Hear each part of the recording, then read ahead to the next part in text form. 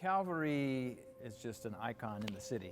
That bell tower, the warmth of the brick, immediately it suggests we've been here for a long time. What stories does this hold? Walking around the block, we see a sign that tells a story about Nathan Bedford Forrest, a part of a story. I knew enough about Nathan Bedford Forrest to know that he wasn't just a businessman. When you look at advertisements from 1855 for the Forrest and Maple slave firm, you see that they were operating on Adams between 2nd and 3rd. Well, Calvary has always been at 2nd and Adams since 1843. Nathan Bedford Forrest, in February of 1854, purchased a part of plot to the east of the alley that's in the rear of our church. We found bills of sale of enslaved people who were sold here up until 1862.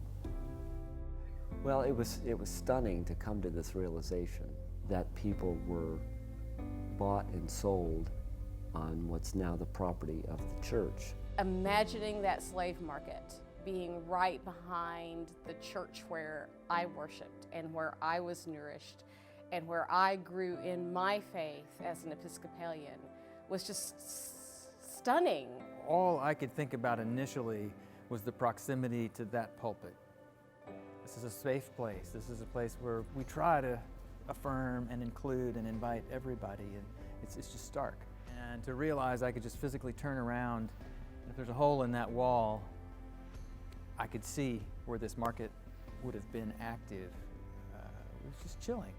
Once people got past the initial sense of being stunned and shocked, they were very quick to say, well, we've got to do something about this. There was this energy gathering around this information, this new knowledge we had, that something horrific was taking place while our forebears were saying their prayers.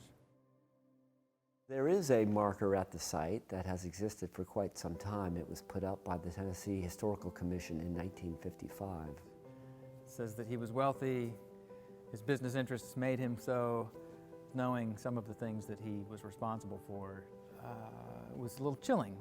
It purposely obscures what happened here. It doesn't mention that his business actually operated here at the site and that his business was that he traded slaves. What was really clear was that there was an urge to tell the truth, and somehow telling that truth as Calvary, not dismissing our forebears, but kind of owning it. When we're honest about things that happened in the past, even if those things are hard to talk about, even if they make us feel uncomfortable, even if they're difficult truths, we've got to confront those truths. So this became much more than just a historical project. It became a mission and part of the ministry of the church. And then it was working with my students, working with local scholars to edit the text, working with the National Park Service to make sure that the text met their standards. We knew April 4th, 2018 was going to be a big day in Memphis, Tennessee because it was the 50th anniversary of Dr. King's assassination here. We had no idea how many people would show up. With all the things that were going on in Memphis, we had no idea how many people were going to show up at Calvary Church. Dozens of people that I've never seen before pouring into this place. I only know a fraction of these people. I see friends from other churches, I see people from this church, but I also see old and young, black and white.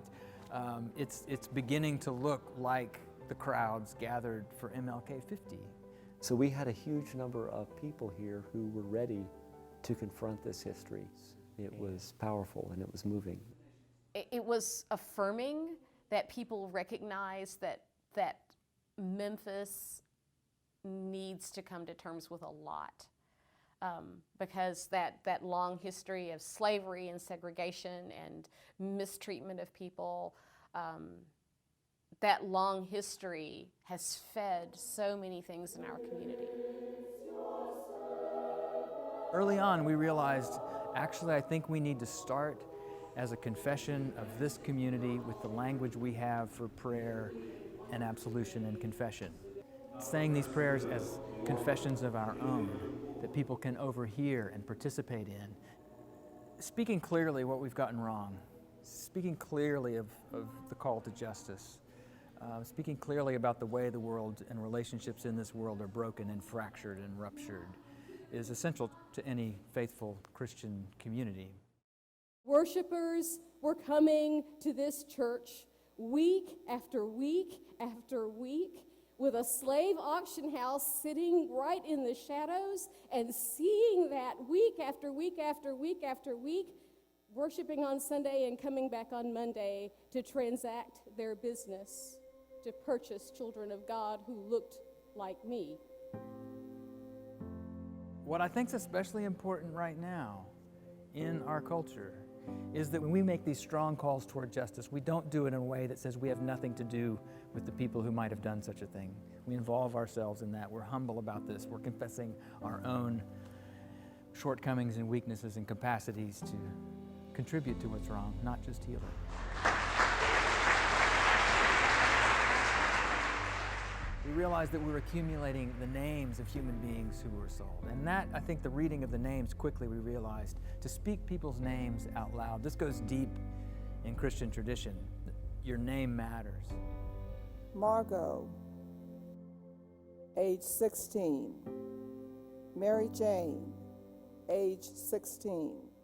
And to say those names then as the basis for reconciliation, because we know that reconciliation can only truly happen when the truth is told. Putting those stories back together, which is the literal meaning of to remember, right? The names were being read, and a few people started reading names and didn't realize they were going to read a name of a 6-year-old or a 6-month-old. Augustus, age 5, Julia, age 6 months. And about a third of the way through the names, somebody in the back stood up, and this whole room, from the back to the front, not the front to the back, from the back to the front, started to rise and stood up. And for the remainder of the reading of the names, we were all standing. The people in the room responding authentically to what we were all experiencing, just speaking people's names. I've never been part of a more powerful moment in a liturgy, period. So at the end of the service, we processed out behind the cross silently again. What I'm told afterwards by the ushers was that they were stunned that this place emptied of 600 people silently.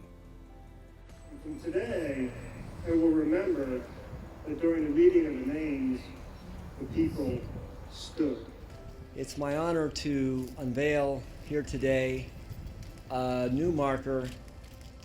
I wasn't quite prepared once it got put up to step back and see the courthouse across the street, this great big granite edifice to justice, and this sign, this green, bright green sign, telling the story about when we got it wrong or we overlooked it, and it's nearly 2 centuries later that we're trying to tell the rest of that story. The support from the church and the eagerness of folks to offer to volunteer to help. So many people here embrace this in so many ways, and Calvary really lived into its mission to make God's love visible in downtown Memphis. There just could not be a more perfect day to do this, because Dr. King would be so thrilled, I think, to know that on a day when so many people sojourned to Memphis to be part of that day here, that we were being honest and we were telling truth and we were recognizing so much of the horrible pain of our past. I couldn't believe that we actually had the opportunity on that day to tell a truth in our community that so badly needed to be told. It was the right day for all the right reasons for Memphis, Tennessee.